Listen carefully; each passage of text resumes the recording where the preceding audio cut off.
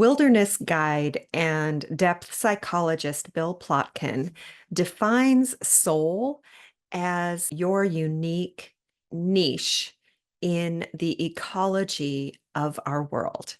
So much of the story of now is about each of us finding our particular place, attuning to our particular assignment, our sacred task that is ours to do, where is ours to stand. And this month, we're really digging into this theme. My name is Elizabeth Russell, and I am your guide through the world of Dream Fruit.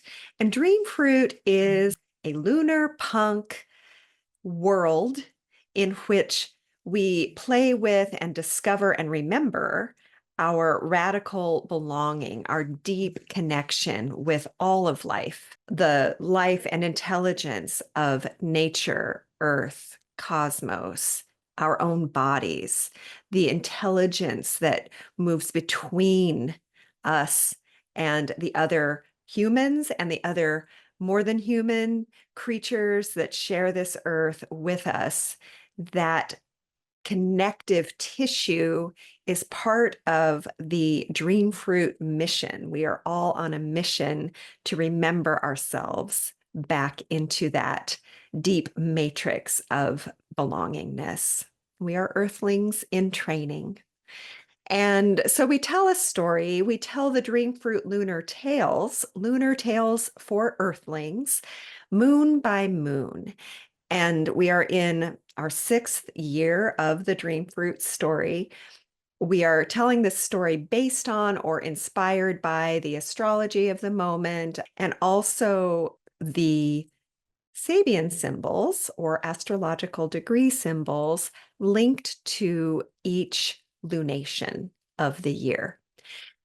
So in the frame story of Dream Fruit, we are all earthlings in training. And what's true is the living earth has been imperiled and our creative nature is rising up. And we tell this story as a hope punk or lunar punk adventure. And some of the hallmarks of lunar punk or hope punk, one is that we're traveling together. It's not a singular hero that is rescuing the day. It's all of us. We're all on a journey together. And the other thing is it is like an ongoing journey. We don't actually have like one clear final point of victory that we can claim and then be done with the whole adventure. Instead, we continue and iterate as we go, and we learn from each other, and we kind of rise together. So that is very much what the story is based on in the Dream Fruit Lunar Tales.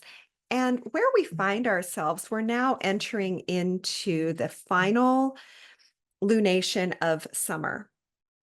And this summer has been a lot.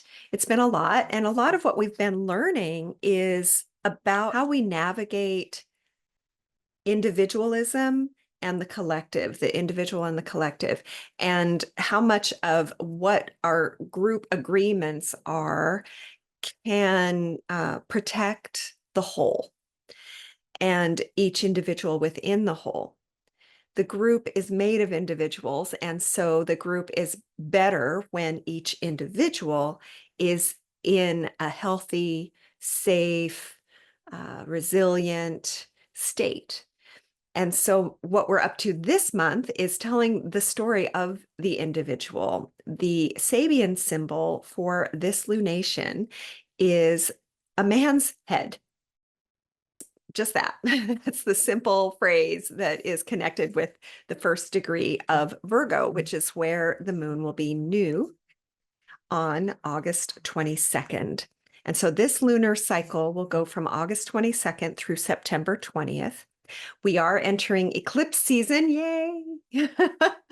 We will have an eclipse this full moon on September 7th, and that will be in Pisces. The thing about eclipses is they tend to heat things up a little bit more. So the themes that are active this month are going to be more pronounced. And also, they tend to have echoes to past and future eclipse seasons. And so you might refer back if you are somebody who keeps a notebook or who remembers well what was going on for you about 6 months ago, back in March during the eclipse then.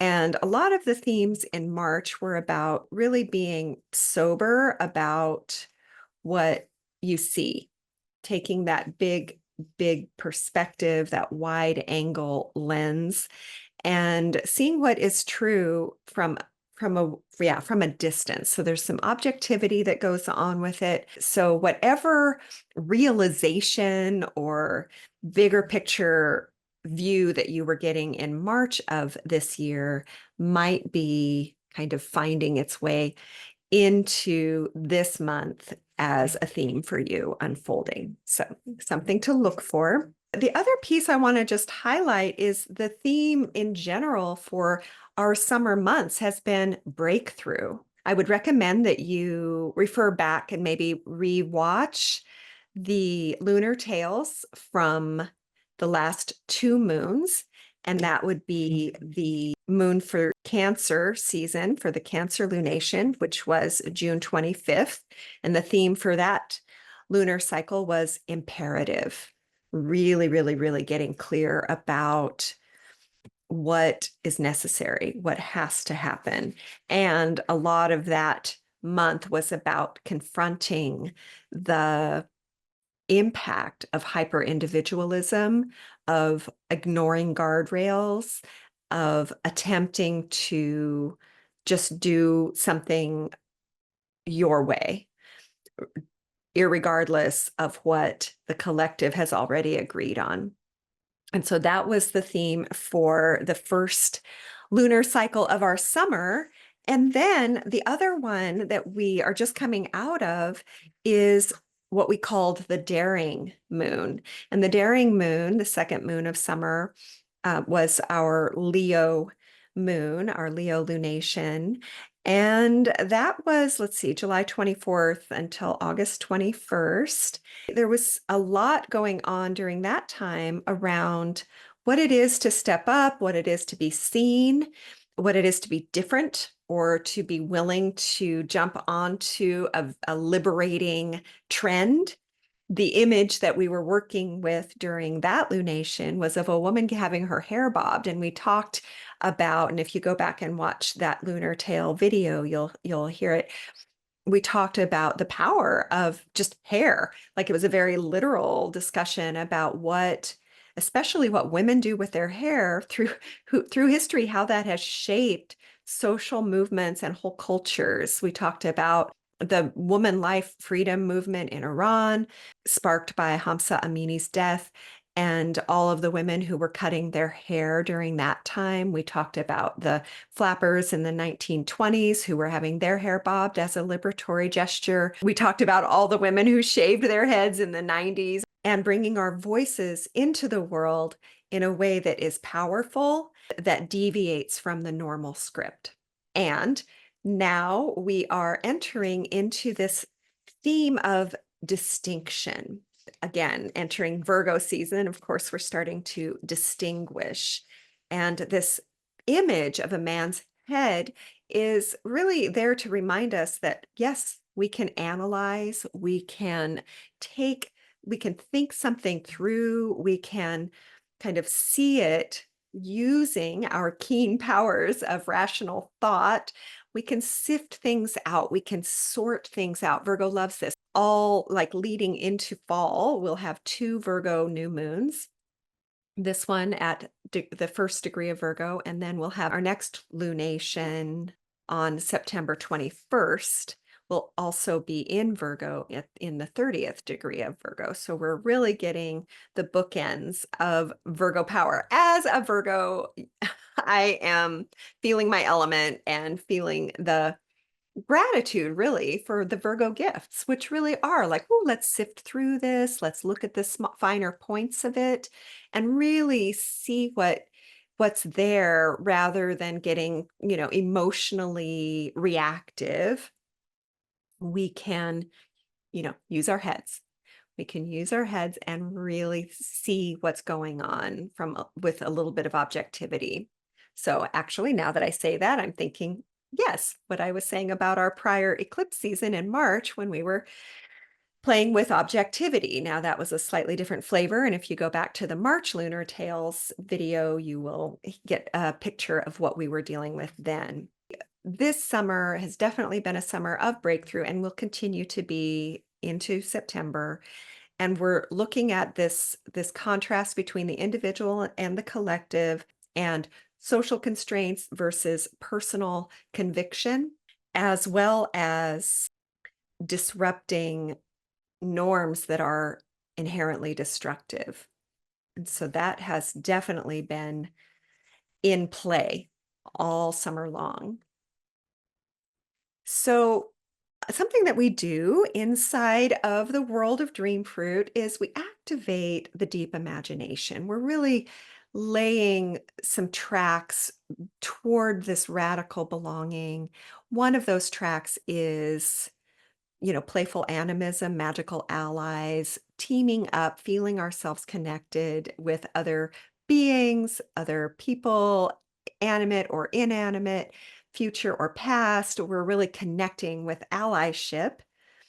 And so that's one path. And another path that we follow in the world of dream fruit toward our radical belonging is the path of natural time, which is why we're in training to these lunar cycles as a way of reminding our animal body that time is organic. It teaches us quite a lot if we let ourselves attune, especially to lunar cycles. And then the third piece, this third pathway to radical belonging, is about the deep imagination. And I was wanting to say that because we're about to enter the story. We're about to enter the story of this moon, this lunar cycle. And these stories are told as dreams, and they're really there to activate this deep imagination as a practical tool for transformation. If we can let some of these themes kind of sift in or sink into our psyche as symbol, story, image, if we can let them kind of enter into or through the moon mind, more lunar consciousness, I feel like it gives us some room to actually integrate these themes and respond to them in a very authentic way to each of us. So with that said, I'm going to invite you to lean into moon mind, to enter your lunar consciousness, to enter with me into the lunar tale for this August lunation of 2025, the distinction moon. And in the dream of the distinction moon, the rains come and they make it plain to see. The stones themselves reveal their most true and beautiful faces. Ecological elves peek out through our eyes as a green gold glow burns through the heavy veil of forgetting.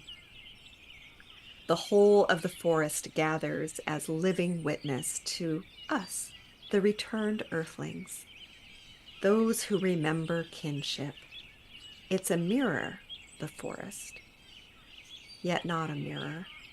The faces of earth and sky shine through our companions and through ourselves.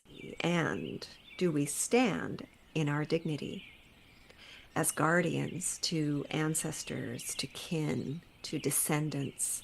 Yes, do not waver in your earthling gaze. Show your true face.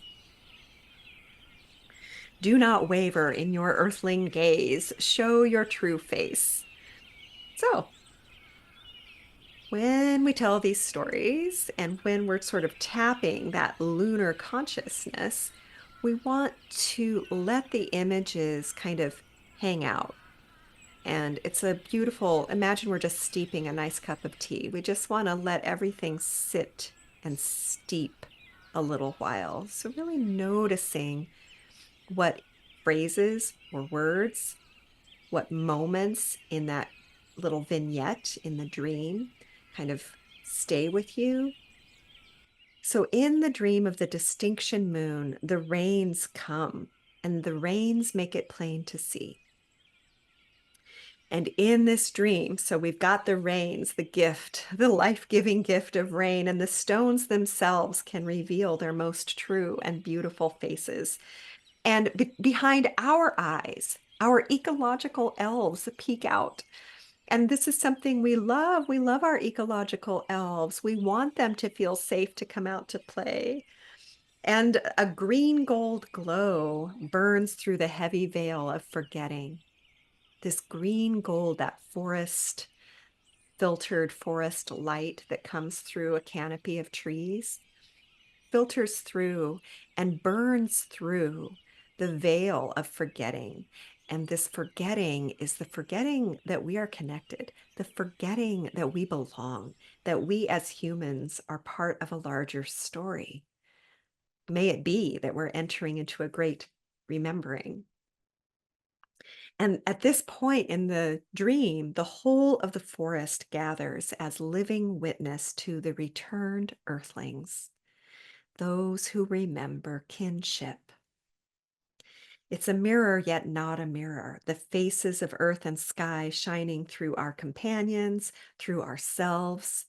And do we stand in our dignity as guardians to ancestors, kin, and descendants? Yes.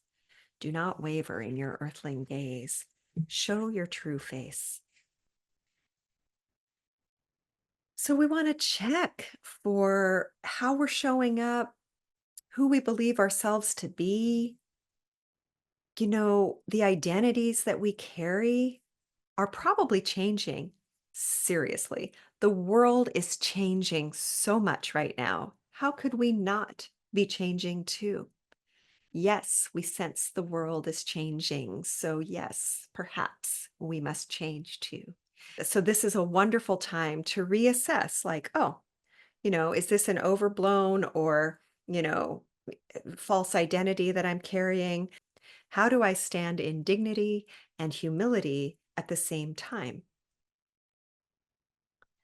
Yes, the earth and sky are shining through our faces, and yet we are not earth and sky.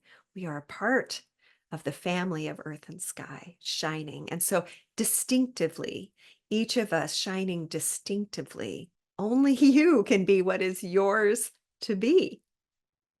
So, we want to remember what Bill Plotkin, this wonderful wilderness guide and teacher, is really offering us when we're talking about the soul.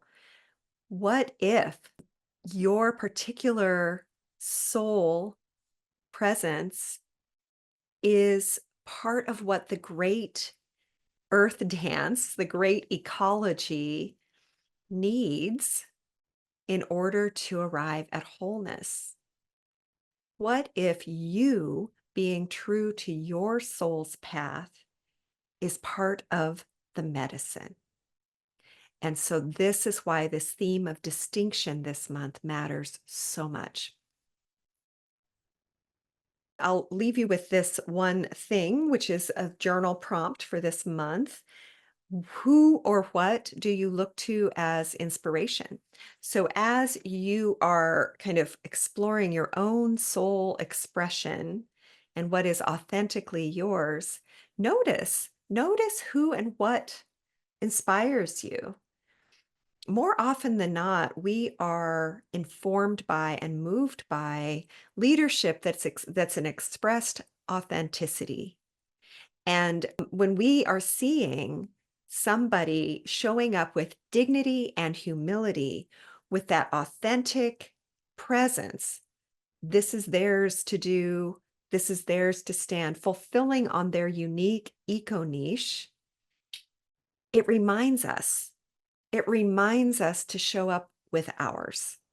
We just spent the summer catching on, like, oh, we are really having to face this kind of collision between the individual and the collective. And the one way we can do that is to understand that they're not actually separate things, that when the individual kind of softens enough to remember relatedness, then that true expression of the personal shows up and the collective is made stronger, made more resilient.